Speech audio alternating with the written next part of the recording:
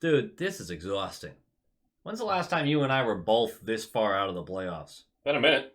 Like 9 or 10 years, maybe? Awesome. Super. Great. I don't know. Guess we'll just have to get used to it for a while. Not that long. Dude, rebuilds take forever in the modern game. I mean, how many teams are we watching right now on year 7, 8, 9 of a rebuild? Sure, but the next 2 drafts after this one have a potential Crosby-level talent at the top. Yeah, and even if we sit dead last one of these next 2 years, we still only have a 25% chance of actually getting them. You'd think that.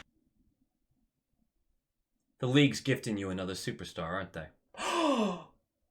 Yeah, no, they told me I'm picking first one of those years. Unbelievable. Come on. No, I mean it. You are a pathetic, fickle franchise. The moment you aren't good, here comes the league to bail you out, because if you're not a cup contender, no one shows up to your games. Do you know how close you were to being the Portland Trashbergs? But oh no, here comes Sidney Crosby. And now you're finally bad again for a short amount of time, and your attendance already ranks down there with the Islanders and Blue Jackets. I'm not kidding. Look it up. Dude. You're a joke. A joke who doesn't give a flying frick about the integrity of the game or the NHL as a whole. No, you just don't care because you are a spoiled, entitled, lazy, laughable. The league said you're getting the first overall pick the year I don't get it. Competitive, blue-collar, hardworking, and just morally outstanding franchise.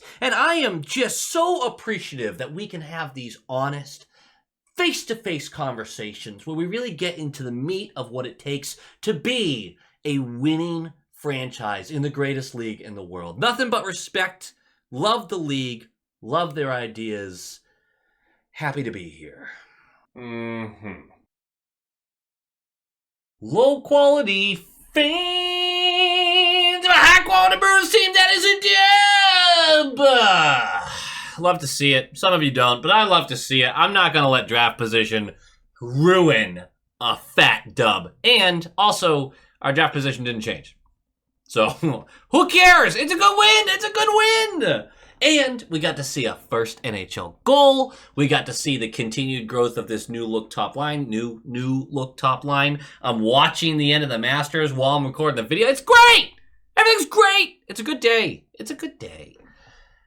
I know a lot of you have just kind of tuned out at this point. You don't care. The season's over and you're just trying to get through the last couple of games and then start talking about the draft, which we will. And we'll talk about the draft. We're going to talk about playoff matchups. We're going to talk about all sorts of stuff. But first, let's talk about how the bracket challenge is going to be listed below in the description of the video. We are doing the low quality bracket challenge once again. I have not figured out exactly what we're doing for a prize. I will probably do a jersey again. Things have just gotten really expensive, so it's a little trickier to do this, especially with saving for a wedding. Woo woo. So join the league below. There's going to be a prize. It's probably a jersey. This year around, there'll be different rules for it as far as like ordering the jersey, because last couple of years I kind of let people wait around and look around for stuff, and we're just going to buy one once the winner is decided. That's what we're going to do this year. I think we're going to do a jersey. It'll be fine. It'll be fine. But all the information is below, passwords below, all that good stuff. Check it out. And then we're going to talk about this Penguins team. It's a weird team, but it's a team you know very well. Because this is our third meeting of the year. We've won one and we've lost one. They have the 7th ranked power play, the 17th ranked penalty kill, 30th in goals allowed, and 17th in goals for. Now that doesn't exactly match what the Bruins are, but the position that the Penguins are in does match what the Bruins are, right? Like, this is a frustrating year for the Penguins, but it's not unexpected. And I just don't think that I need to do some long rant about the Penguins because they're very similar. Their previous core, the previous core that they had is aging out. They're not gone yet like ours is, but they're aging out. They've picked late in drafts for a very long time, and there just isn't enough talent behind the old core to keep competing. And they're staring down a long rebuild in all likelihood. And I know that Pens fans are probably frustrated because before this game they had gone 5-3-2 in their last 10. Not a great record, but one good enough to keep them out of the bottom 5 of the league and better odds for a very high pick. I know I joked about this in the skit, but would any of us be surprised if they somehow ended up with one of the superstars in the next 2 drafts? I literally, I don't think it's rigged. I'm not one of those people that's like, the draft is always just whoever the team with. No, it's gonna be luck. We'll figure it out. It just seems to be a Penguins MO that they're gonna get one of those 2 guys. No one in this draft that looks like they're gonna be a superstar level talent, but they do look like they have some real quality up at the top, and hopefully the Bruins sneak into there.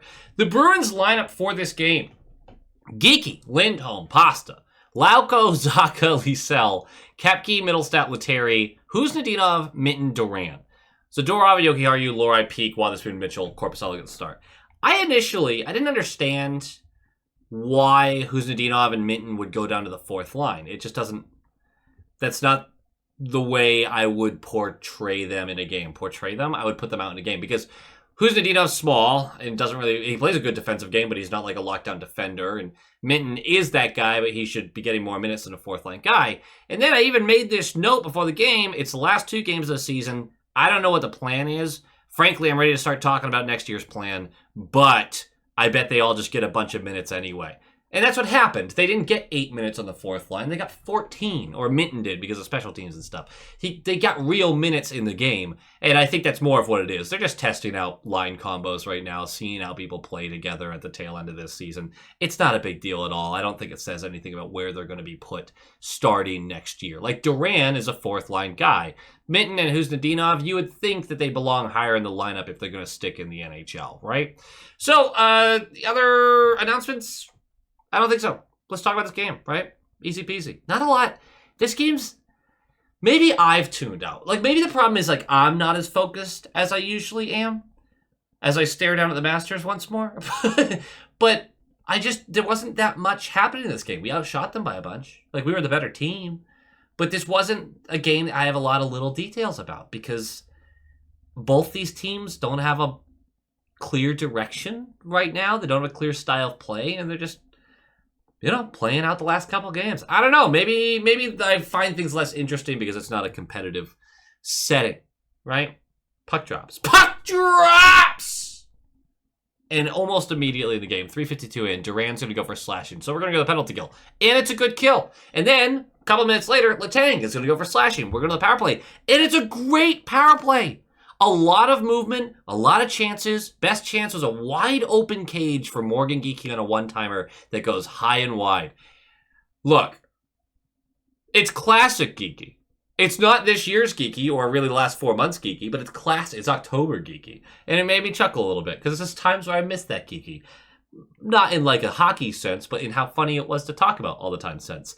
And then with 4 minutes left of this period, one of the most insane passes I've ever seen from Pasta in his entire career. He's on the left point, skating towards the wall. Looks like he's about to get pinned in by the defense as he's just chasing a puck. And once he gets there, he just no-look spins, whips this perfectly, diagonally to the right circle, where Lindholm's skating down. This has to go by 2 defenders, maybe 3. Can't remember exactly.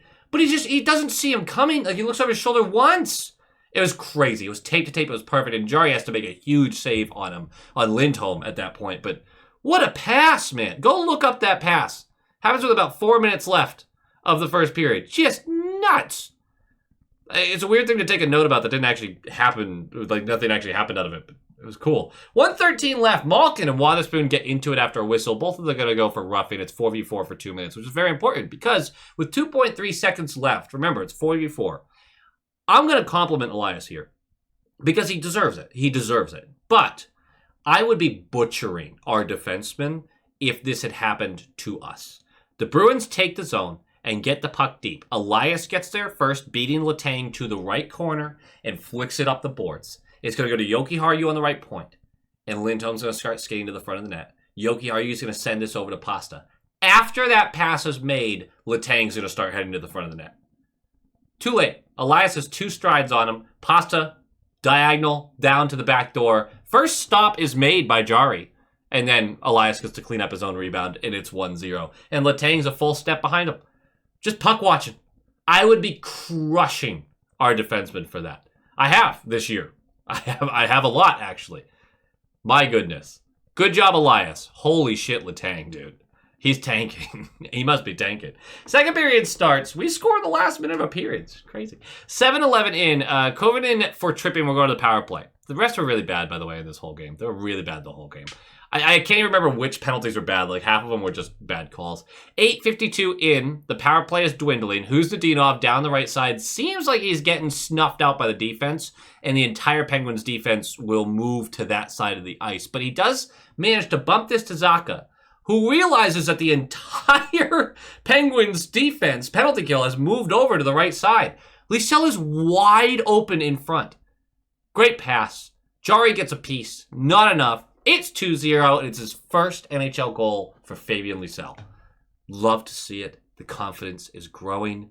Oh, if he can be a competent NHL player for us, it's going to be so very, very huge. So huge. All right, 8:01 left. 2v2 going into the offensive zone. Pasta on the right side. Geeky on the left. He hits the brakes early in the zone so that Pasta can find him with a pass, and it's a bullet from Geeky. It goes post and out and gets to Pasta below that right circle, who with zero angle fires this on a net. It goes off Jari's glove and in. And then we find out that Geeky's shot actually scored. It went Bardowski, Sniperoonie, and jeez! And then takes the most bizarre bounce after it nails down to the ice 2 inches inside the actual net and then flings back out to Pasternak, who takes that shot and thinks he scored. Either way, Pasta gets the assist on it. What a shot by Geeky. You missed a yawning cage high and wide, but that's the one that you go Bardowski on? You're right. It looks cooler. Good job by you. So it is 3-0, and this is one of the most dominant performances we've seen in 2025 from the Boston Bruins. They're all over them. They're all over them, which, I mean, I was just enjoying. I wasn't going to ruin it with the draft stuff. I was just having fun with it. 1:58 left, Zadorov. He's going to go for roughing. He gets into a scrum, and he's mean, and he's big, and all that. He's going to go for roughing and unsportsmanlike conduct for getting mad at the ref as he's getting skated away. So it's going to be a 4-minute penalty kill. 14.4 seconds left of the period during the first of the 2 penalties, so the first portion of that 4-minute penalty kill. Tomasino's getting through the top of the zone, or the slot, I should say. Through the defense, he has the defensive structure in front of him. The 2 forwards are in front of him, and the defensemen are behind them. So he doesn't get like an opportunity here. He's just skating through the top of the slot, and he's skating down towards the bottom of the right circle. And then he just feeds his back door to Raquel, and it goes off both of Raquel's feet and in. And I sat there and went, wait, hold on. That what happened here? How did we not have anyone on the backdoor tap-in on a power play in which that was one of 2 passes he could feasibly make from that position? Oh, that was Yoki Haru's position. Well, there's your answer. I have no idea why Yoki Haru didn't cover Raquel. I have no idea. He watched Tomasino skate through the zone like that. He's on the opposite side. Just cover the net front. Nope, just not. He was on his back by the time the pass got there. Too little, too late, dude. I don't get it. I don't know what goes through Yoki Haru's mind during these games. I really don't. Because it's not hockey. I can tell you that much. It's 3-1. Power play goal for the Pens. We're going to go to the third period. Nothing happens, really. It's just kind of a long, drawn-out period. We have a minute 45 on the penalty kill to start the period. We kill it. We're lucky we killed it. Korpisalo had to make some huge saves, and the Penguins, frankly, had to miss some pretty wide-open chances. But we do. 8-12 into the period. Letang's going to go for boarding. We're going to the power play. It's a bad call. Liesel turns into this. It shouldn't have been called, but we're not going to capitalize on it. Lauko's going to get empty netter late in the game, and it's 4-1. It's a good win. It's a good win. We don't change any of our draft odds. As long as we lose the last game, nothing changes. There's still chances for those teams that we could potentially pass to win games. Everything's fine. Everything's fine. Let's talk about the game notes here. I've got 2 game notes. The first one is Liesel's game just keeps improving, and he finally gets rewarded. But we might really have a player here. The guy skates beautifully. He's fast. He takes the offensive zone extremely well, like really, really well. There's a lot to like about it. There's a lot to like. And I think if he can become a second-line player, which I think there's certainly potential for that, it really speeds up the process to get competitive again. Top 6 talent is going to be hard to find right now, and this bleeds into my other point. I do not believe Geeky or Lindholm, Elias Lindholm, are top-line players. I don't believe they are. Right? In a natural, normal setting, I don't believe it. Pasternak drives a line so well right now, at the peak of his powers, that line has been dominant. I mean, flat out dominant since being reunited. Look, the pressure is off. We're still losing a lot of these games with them united. I get it. Plenty of reason to be like, I don't know. The thing is, if this can stick, and if Elias's struggles through most of the early part of this season, most of the season really, are a thing of the past, right? And if Geeky's crazy shooting percentage, I don't need him to replicate it, but if he can be a consistent 24 to 25 goal scorer, great. And then you have Pasternak putting up 100 points on the wing there. I mean, that's just immediately like, oh, we have half a top six. We really do. If Lysell can play top 6 minutes and be good, he can be a real good second liner. I mean, we're almost to that point where we have a full top six. I'm not going to push away a glimmer of hope when it's there. All right? Is it a bit of a pipe dream? Is it a little far-fetched? We don't know yet with Lysell. We really don't know if Elias can keep this up. Geeky's shooting percentage is crazy high, and Pasternak is doing things that I don't think are feasibly possible for him to continue for the next couple of years. That's how crazy good he's been. There's a lot that would have to go right. But there is hope there, and I'm going to take it. I'm going to take it. Fun game. Really fun game. Go Bees. Go Bees! And of course, here at the end of the video, I love to give some shout outs to the fantastic high quality inspectors who help support the channel and keep this running. I super appreciate every single one of you, from the role player tier, the top line tier, and of course the all-star tier. We are going to do our shout outs for this top line tier. Thank you so much to Sean Kreider, Michael Kamara, Chris and Erica, Kevin Timperley, Quackin' Platypus, JM, Smoke Channels, Shaggy, Adam Ella, Albert Waldron, Negev79, Lola Cattingsworth, EKM Productions, Moonlighter TV, Big Bad Bruin, The Bugman, Jeff with a G, Tommy Braga, Roland22, GD Viperworks, Len Kreutz, Brock Nope, Hans Slobo, Coach D, The Atomic Lizard, Bradley Johnson, Brett Arney, Pincent, and Nick Zatrullo. Thank you so much, each and every one of you. Your top line material. But now we got to move on to our all-star tier members, the absolute legends. We have Jacob Pratt, Jake Brower, Dampen, JG's 12, Mark S., Ann Hustis, Tim R., Lorenzo Wood, Penny Pasta, Levi Catalani, Boston Stringler, Bagel, Nightmare Eco, John Kirk, Joel, Stealthy Potato, Heil E. Coyote, Darren Woodbury, Abraxion, Wolf Warrior, Vinny, Adrian Winter, Tukton D. Tashi, Bruin Smash, D.A. Kingery, The Only Newts, A Tasty Snack, Dutes42, and Jeremy. Thank you all for all of the support and love that you are all giving. I appreciate each and every one of you. And as always, go Bees!